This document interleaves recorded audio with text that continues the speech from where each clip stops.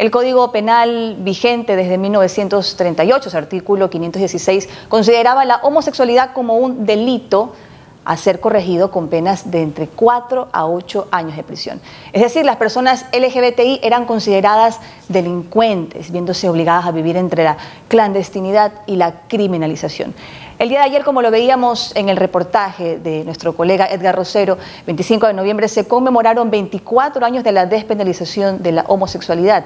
Sin embargo, quedan temas pendientes en materia de derechos humanos. Y para eso hemos invitado a Danilo Manzano, activista por los derechos humanos y director de la organización Diálogo Diverso, a quien le doy la bienvenida. ¿Cómo estás? Buen día, Danilo. Hola, Adriana. Muy buenos días. Mucho gusto. Un fuerte abrazo desde acá, desde la ciudad de Quito. Profundamente honrado y agradecido por tener este espacio aquí en La Clave. Muchas gracias. Gracias, Danilo, a ti por compartir con nosotros.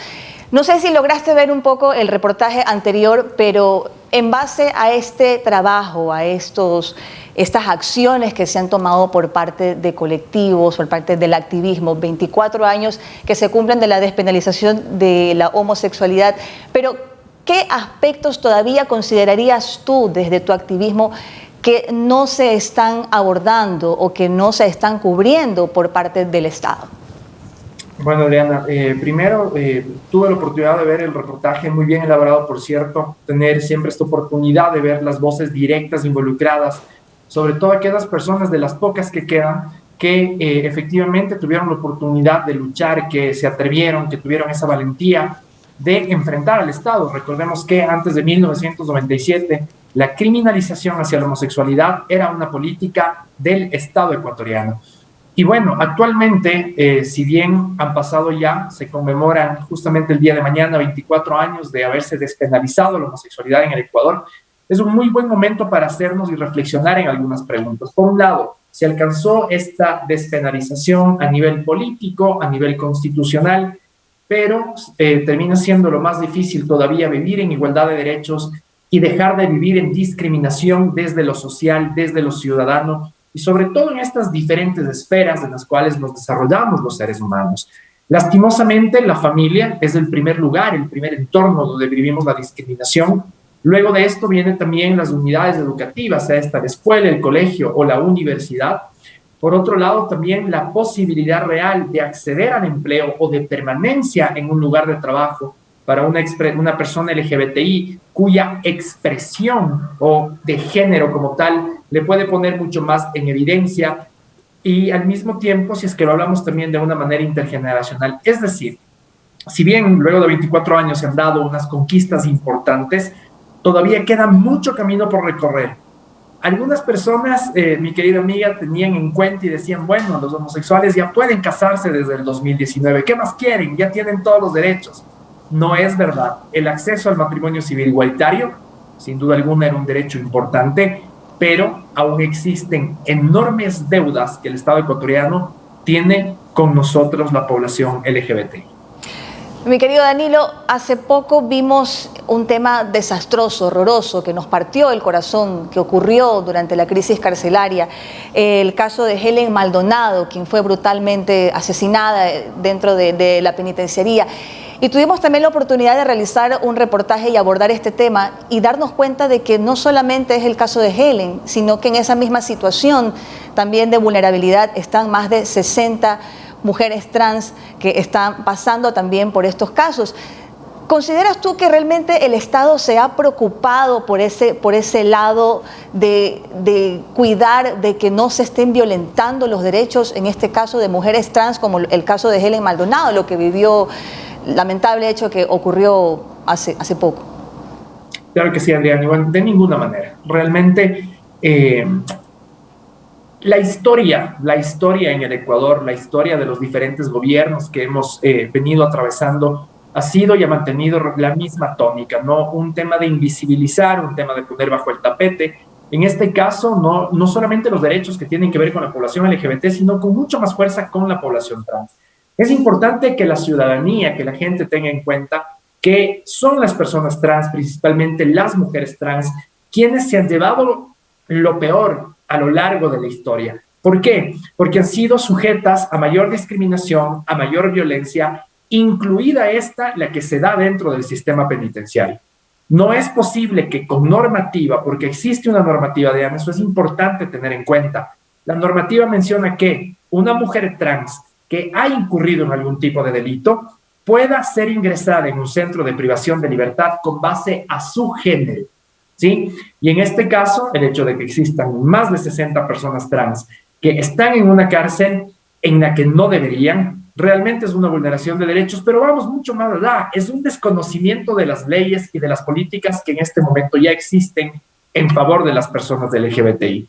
Este tema, la terrible masacre que aconteció justamente en la ciudad de Guayaquil, no es más que una forma de evidenciar incluso las pocas posibilidades reales en las que el Estado tiene la posibilidad, el gobierno actual tiene la posibilidad de generar un control permanente.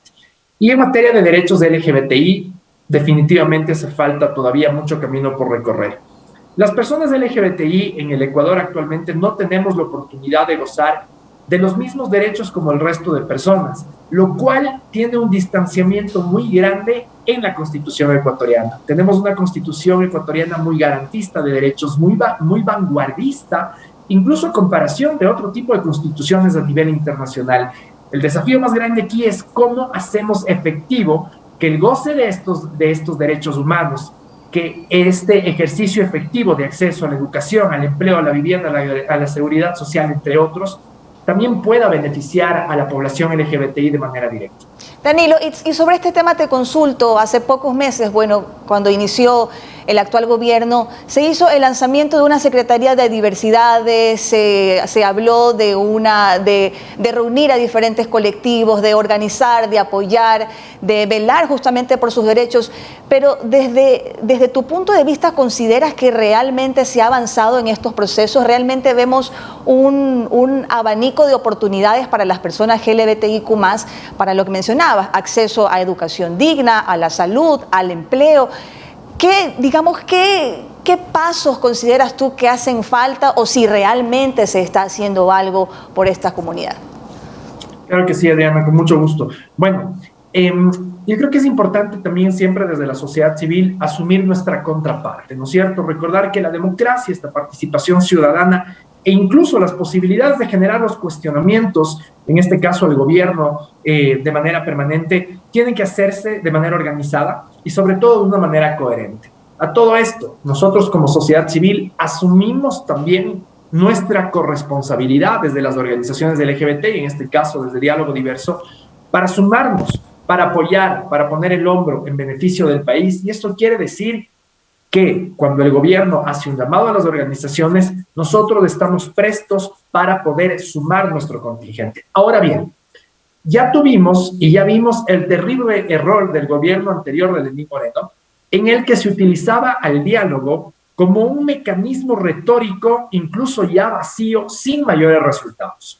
En este nuevo proceso del gobierno del presidente Guillermo Lasso, denominado el gobierno al encuentro, también se ha hablado mucho de la generación de diálogos y demás, siendo nuestra postura, que la hemos compartido y la hemos comunicado directamente con la Secretaría de Derechos Humanos, entre otras autoridades, que el diálogo tiene que ser visto como una herramienta y no como un fin. ¿Por qué? Porque el diálogo sin resultados, el diálogo sin acuerdos concretos, sigue siendo una pérdida de tiempo y una jura a la bandera. Ahora bien, particularmente sobre la Secretaría de Derechos Humanos, en la creación de la Subdirección de Diversidades, lo vemos de muy buena manera, definitivamente. ¿Que es una decisión acertada? Por supuesto que sí. El desafío que se tiene ahora es construir de una manera rápida esta creación de política pública que permita más derechos y, ojo, no derechos distintos, sino la igualdad de derechos para la población LGBT. Una política pública que definitivamente tiene que ir acompañada de presupuesto económico. No es posible implementar políticas públicas cuando desde el gobierno no se permite inyectar el capital necesario para que esto pueda tener una implementación adecuada. Hay voces distintas, mi estimada Adriana, hay voces de otras organizaciones activistas que no han estado muy de acuerdo en los primeros espacios de diálogo. Nosotros creemos que todo es mejorable, nosotros creemos que definitivamente todo es perfectible, pero esto también va de la mano en que el gobierno tenga la capacidad de querer poner oídos y tener capacidad de escucha activa a las organizaciones LGBT, a la ciudadanía organizada. La sociedad civil eleva la voz, las organizaciones LGBTI alzamos la voz y hacemos las recomendaciones respectivas, en este caso al gobierno de turno, el presidente Guillermo Lasso, incluso como un mecanismo de apoyo. Así que también nosotros esperamos este sentido de corresponsabilidad desde el otro lado para que asuman sus competencias, rectifiquen lo que no se está haciendo bien y pues poder avanzar en un mejor Ecuador que en materia de derechos para población LGBT nos permita tener igualdad de oportunidades y sobre todo una vida digna, que es lo que estamos esperando hace mucho tiempo. Danilo, existe actualmente, creería yo, un imaginario colectivo respecto a las opiniones de las comunidades LGBTIQ+. No sé si esto se deba a la falta de información que debería tener acceso, no solamente desde el punto de las comunidades como tal, LGBTIQ+, sino de la sociedad en general, para evitar casos como discriminación. ¿Crees tú que existe realmente una correcta información en este caso, del activismo que han realizado las comunidades LGBTIQ+, de las luchas, de las causas por las cuales hoy por hoy podemos decir que han permitido en cierta manera poder visibilizar estos derechos? Pero ¿crees tú que todavía falta informar más a la gente, a la ciudadanía, sobre la importancia que tiene justamente el activismo que ustedes realizan? Claro que sí, yo creo, mi querida Adriana, que esto va desde un paraguas mucho más grande. En realidad, cuando nosotros hablamos desde un enfoque de derechos, tratamos de dar este mensaje claro de no discriminar a ningún ser humano. ¿Sí? No solamente a la población LGBT, sino que ninguna persona en el Ecuador, en el mundo entero, debería vivir la violencia de la discriminación por el hecho de ser diferente. Ya lo pasa con las mujeres. El día de ayer, lastimosamente, y en un día tan importante que es la erradicación de la violencia hacia niñas y mujeres, veíamos que en el Ecuador las estadísticas, en lugar de disminuir, más bien suben los femicidios hacia las mujeres, ¿no? Y por otro lado, esta violencia sistemática que vivimos diferentes grupos de situación vulnerable.